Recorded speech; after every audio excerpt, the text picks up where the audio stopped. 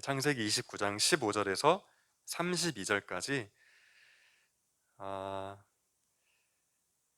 제가 한 절, 여러분이 한 절, 마지막 절은 같이 32절까지 볼게요. 15절부터 보겠습니다. 라반이 야곱에게 이르되 내가 비록 내 생질이나 어찌 그저 내 일을 하겠느냐, 내 품삯을 어떻게 할지 내게 말하라.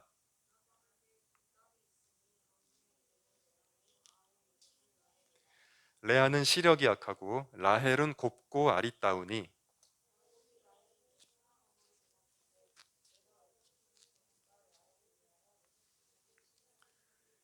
라반이 이르되 그를 내게 주는 것이 타인에게 주는 것보다 나으니 나와 함께 있으라.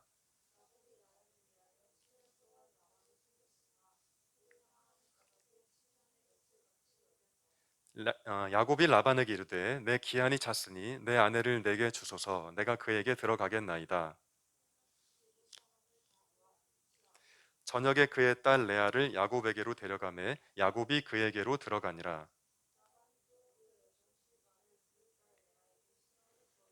야곱이 아침에 보니 레아라. 라반에게 이르되 외삼촌이 어찌하여 내게 이같이 행하셨나이까? 내가 라헬을 위하여 외삼촌을 섬기지 아니하였나이까? 외삼촌이 나를 속이심은 어찌 됨이니이까?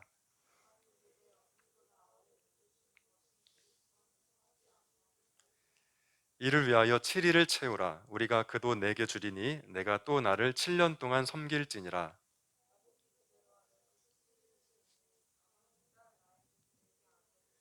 라반이 또 그의 여종 빌하를 그의 딸 라헬에게 주어 시녀가 되게 하매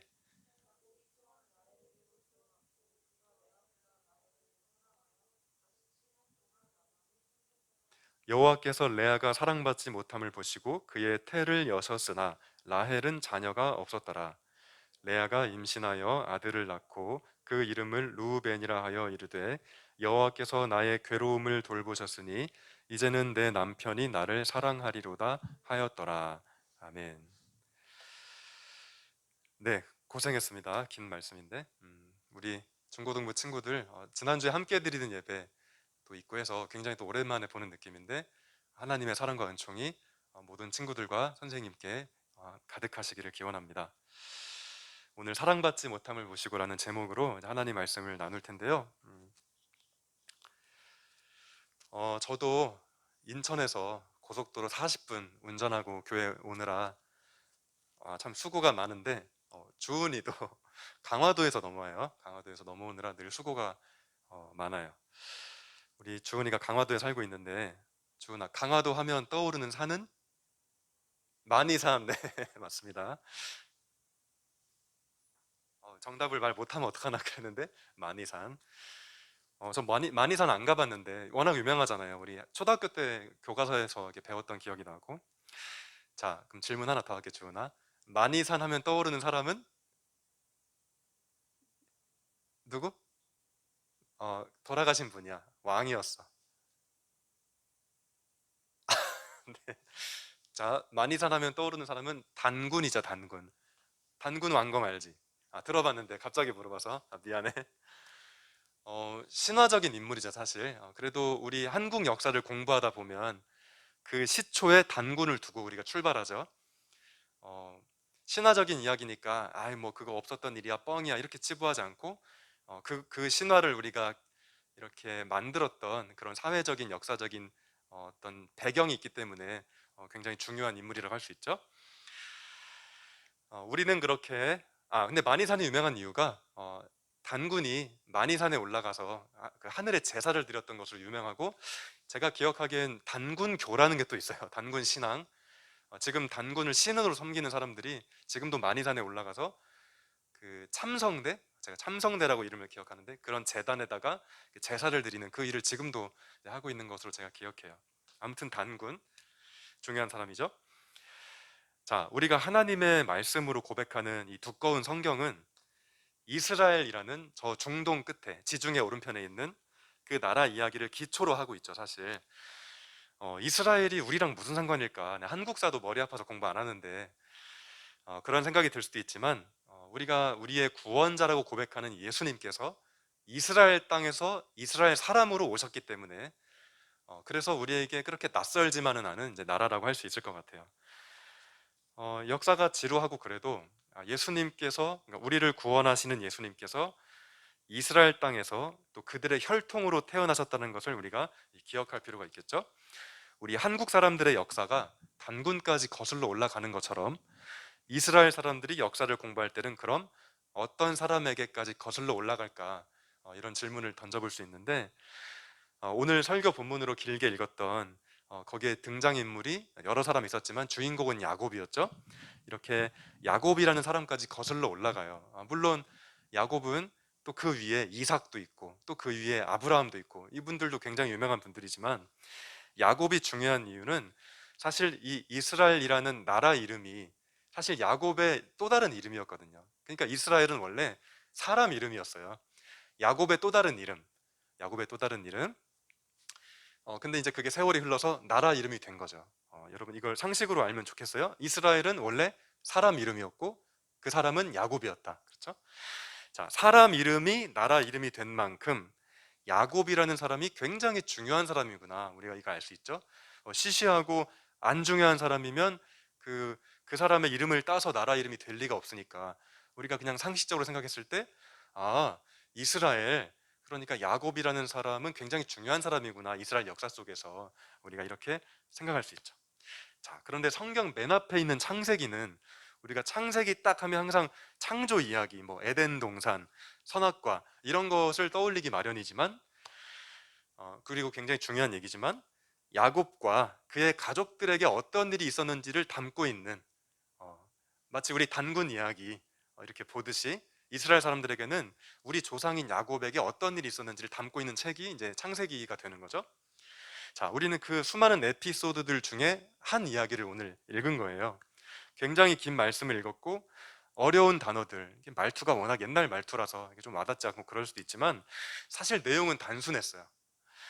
야곱이 라헬이라는 여자가 마음에 들어서 너무 결혼하고 싶었는데 그게 뜻대로 안 돼서 중간에 일단 레아라는 여자랑 먼저 결혼을 일단 하고 또 참고 참고 기다리다가 결국에는 자기가 그렇게 원했던 라헬이라는 여자랑 결혼하게 되었다는 뭐 그런 간단한 스토리예요, 사실. 자, 우리가 근데 좀 한 가지 유의할 점은 이때가 현대 사회가 아니고 2021년이 아니고 3000년 전 아마 그 정도 됐을 거예요. 그때 이야기를 담고 있는 고대 사회 이야기이기 때문에 저와 여러분이 지금 당연하게 받아들이고 있는 뭐 소위 윤리적인 감수성과 좀 안 맞아요. 아까 보니까 야곱이 좋아하는 라헬이 외삼촌의 딸이었어요. 여러분 지금 제가 외삼촌의 딸하고 결혼하고 싶다고 말하면 사람들이 저한테 역시 로맨티스트야 이렇게 아무도 말 안 하죠. 이상하다고 말하죠. 근데 그때는 고대 사회여서 그런 일 자체가 문제라고 생각을 못 하던 시대라고 일단 좀 깔고 가야 될 것 같아요. 그리고 라헬과 레아, 그러니까 라헬하고 결혼하기 전에 레아랑 또 먼저 결혼했다고 했잖아요. 근데 레아랑 이혼하고 라헬하고 결혼하는 게 아니라 레아랑 결혼해서 이미 나는 레아를 부인으로 두고 있는데 또 라헬하고 결혼해요. 그러니까 이것도 사실 말이 안 되죠. 우리의 감수성으로는. 근데 그때는 그게 이상하지 않은 시대였다. 그게 어떻게 사람이 그럴 수가 있어? 이런 생각 자체를 못하던 그런 감수성의 시대였다를 전제하고 감안하고 이 본문을 이해할 필요가 있어요. 야곱이 막 여러 여자랑 중간에는 막 시녀들하고도 결혼하고 그런 이야기가 있는데 여러분이 이게 이상하게 들릴까봐 이제 얘기하는 거예요. 자, 오늘날의 기준으로는 좀 말이 안 되는 상황이긴 하지만 야곱 당시에는 그게 이상한 상황이 아니었다는 걸 생각하고, 자, 도대체 이런 이야기가, 이런 에피소드가 어째서 창세기라는 하나님의 말씀 속에 들어와 있고 그게 우리에게 지금 뭘 말하고 싶은 건지 요 얘기를 하려는 거죠. 자, 아무튼 참 놀라운 게 야곱이 라헬이라는 여자랑 결혼하기 위해서 아까 성경에 보면 총 14년을 기다렸다고 나와요. 총 14년. 어, 효주야, 요즘 트렌드가 얼마쯤 사귀는 게 오래 사귀는 거니? 보통 100일만 사귀어도 막 엄청 오래 사귄 것처럼 막 우와 우리 100일 됐다고. 야곱 입장에서는 굉장히 니네 지금 뭐 하냐 이럴 수 있는 거예요. 나는 14년을 기다렸어 막 이러면서 뭐 100일, 뭐 1000일, 뭐 요즘 이렇게 사귀고 또 헤어지고 다른 사람 만나고 뭐 그게 나쁘다는 게 아니라 약간 그런 분위기인데, 와 야곱은 진짜 지고지순하게 14년을 한 여자만 바라보면서 뭐 중간에 다른 여자랑 어쩔 수 없이 결혼했지만 라헬에게 꽂혀가지고 14년을 막 참았어요. 내가 반드시 결혼하리라 그러면서. 자, 그런데 사실 야곱이 원래 14년씩 기다릴 필요까지는 없었어요. 근데 라헬의 아버지가, 그러니까 야곱의 외삼촌이 처음에는 너 7년 동안 일하면 내가 내 딸 라헬 줄게 라고 약속해놓고, 사실 이 외삼촌이 성품이 좋은 분이 아니었던 것 같아요. 그래서 야곱을 좀 속여서 일도 막 시키고, 중간에 이제 결혼을 했는데 보니까 라헬이 아닌 거예요. 레아였던 거예요. 그러니까 라헬의 아버지가 그렇게 약간 좀 수작을 부려가지고 그런 일이 있었는데, 아니 이게 어떻게 된 거냐, 왜 레아가 내 침실에 있냐 따지니까, 야 그래도 첫째 딸이 먼저 가야 되지 않겠니? 뭐 이런 식으로 하면서. 근데 그런 과정 속에서 계속 미뤄지는 거예요. 사실은 라헬하고 먼저 결혼했으면 14년까지 기다릴 필요가 없었을 텐데, 그 14년 기다리는 사이에 7년쯤 지났을 때 레아라는 내가 관심 없던 여자랑 이제 먼저 결혼하게 된 거죠. 자, 근데 여러분, 라헬과 결혼하고 싶어서 14년씩이나 정말 사랑에 불타고 있는 야곱을 보면서 중간에 얼떨결에 결혼한 그 레아의 마음이 어땠을까? 저는 여기에 오늘 포커스를 맞추는 거죠. 오늘 사실 그 이야기를 나누고 싶은 거죠. 제가 레아라면 너무 그러니까 일단 7년 뒤에 내가 야곱하고 결혼했고, 또 7년 동안 야곱이 라헬만을 바라보고 있는데 그 7년 동안 마음이 되게 항상 좀 뻘쭘했을 것 같아요. 나도 어쨌든 부인이 됐는데 나한테 좀 이렇게 눈길이라도 줘야 내가 좀 사람답게 사는 느낌이 들 거 아니에요? 근데 이 야곱이라는 양반이 아니 이 양반이 나는 관심도 없고 라헬만 자꾸 바라보고 있는 거예요. 7년씩이나. 요즘에 뭐 우리 친구들이 잘 안 쓰는 말이지만 옛날에 어른들이 꿔다 놓은 보리자루 이런 말 썼어요. 굉장히 무안하고 좀 이렇게 내가 여기 있어도 되나 막 적응이 안 되고 막 그런 느낌? 꿔다 놓은 보리자루. 지금 레아가 딱 꿔다 놓은 보리자루가 된 거예요. 엄청난 소외감. 우리가 아까 읽은 말씀 중에 31절을 제가 쉬운 성경이라는 번역으로 다시 읽어볼게요. 여호와께서는 레아가 라헬보다 사랑받지 못하는 것을 보시고, 사랑받지 못하는 것을 보시고, 네, 하나님의 눈에 보이는 거예요. 아, 야곱이 말이야 좀 너무한 것 같아. 하나님이 보셔도 왜 레아한테 좀 너무하게 대할까, 이런 생각을 하나님이 하셨다는 거예요. 자, 비록 2021년을 살아가는 우리의 윤리적인 감수성에 좀 낯선 풍경을 담고 있는 이야기지만, 그래도 우리는 이 말씀을 통해 하나님이 어떤 분인지 알 수 있어요. 하나님이 도대체 누구냐? 하나님은 우리 31절 말씀에 나온 것처럼 사랑받지 못하는 사람에게 눈길을 주실 수 있는 분이에요. 아, 네가 지금 사랑을 못 받고 있구나. 네가 지금 꿔다 놓은 보리자루 같구나. 내 눈에 그게 들어오네. 하나님은 그런 어떤 시각을 가지신 분이죠. 우리가 말씀을 통해 그것을 배울 수 있는 거예요. 그러니까 이런 말씀을 읽고 어떻게 외삼촌의 여자와 결혼을 할까? 어떻게 뭐 4명의 여자와 결혼할까? 레아, 라헬, 또 아까 시녀들, 거기에 포커스를 맞추면 안 될 것 같고, 이건 옛날 이야기인데, 그 와중에서도 그 고대인들의 시각 속에서 하나님은 누구였는지 지금 창세기가 고백하고 있는 거예요. 하나님은 소외되고 이렇게 꽂아 놓은 보리자루 같은 사람, 야곱은 지금 그렇게 대하고 있잖아요. 하나님은 그 사람을 주목하시는 거예요. 너 참 힘들겠다. 너 참 외롭겠다. 하나님이 그렇게 지금 레아를 보시는 거죠. 방금 다시 읽은 31절을 공동 번역이라는 성경은 이렇게 번역했어요. 여호와께서는 레아가 남편에게 차별 대우를 받는 것을 보시고, 조금 더 정확하게 표현했죠. 우리 성경에는 사랑받지 못함을 보시고, 이것도 맞는 말이지만 다른 번역은 차별 대우를 받는 것을 보시고, 하나님은 차별 대우 받는 사람을 너 지금 차별 대우 받고 있네? 이렇게 보신다는 거예요. 사랑받지 못하는 사람, 차별받는 사람을 주목해서 보시는 분, 아, 하나님이 그런 분이구나. 오늘 이 말씀을 통해 우리가 배우게 되죠. 성경 전체로 확대해서 이야기하면 가난하고 병들고 연약하고 또 그런 사람들을 주목해서 보시는 분이 바로 하나님이시다. 우리가 믿고 섬겨야 할 하나님은 그런 분이시다. 정말 좋은 분이시다. 이런 생각을 할 수 있어요. 자, 성경을 읽어본 친구들은 알겠지만 나중에 이 야곱의 이름이 이스라엘로 바뀌는 일이 또 있고, 그 이스라엘 가문이 처음에는 몇 명 안 됐는데 나중에는 70명이 돼서 그 당시에 가장 강대국이었던 애굽이라는 제국으로 넘어가 살게 되는 뭐 그런 일들도 또 있어요. 나중에 그 70명의 야곱 가문이 수백만 명이 돼서 이제 엄청 번성하게 되는 이제 그런 이야기가 또 있는데, 자, 그런데 어떻게 하다가 보니까 그 제국에서 이렇게 많이 강성해진 이스라엘 민족이 탈출해야 되는 그런 사건이 또 일어나죠. 그 이야기를 담고 있는 게 창세기 다음에 있는 출애굽기. 자, 근데 출애굽기를 보면 하나님이 이런 말씀을 하세요. 나는 히브리인의 하나님이다. 이런 표현을 또 하세요. 나는 이스라엘 사람들의 하나님이다 라고 말하셔도 되지만 굳이 나는 히브리인의 하나님이다, 이렇게 자기소개하는 부분이 있거든요. 자, 히브리라는 말이 가장 약한 사람들이라는 뜻이에요.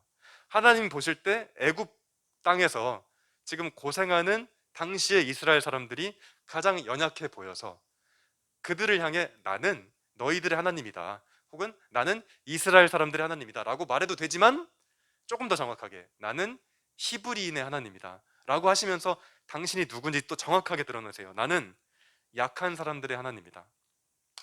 사랑받지 못한 레아, 차별 대우받던 레아를 주목하시던 하나님이 자신을 히브리 사람의 하나님이라고 말하는 건 같은 맥락이 있는 거죠. 그래서 자, 사랑하는 중고등부 여러분, 외롭고 쓸쓸하던 레아를 주목하셨던 하나님, 또 자신을 히브리 사람의 하나님이라고 소개하셨던 하나님은 지금도 동일한 마음으로 세상을 살피시고 마치 레아와 같이 낙심한 마음으로 사는 사람들을 일으켜 세우시기를 원하신다는 것을 믿는 여러분 되기를 바랍니다.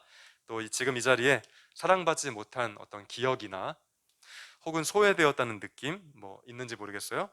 그런 느낌 때문에 행복하지 않다 느끼고 있는 친구들이 혹시 있다면 하나님이 어떤 분인지 꼭 기억했으면 좋겠어요.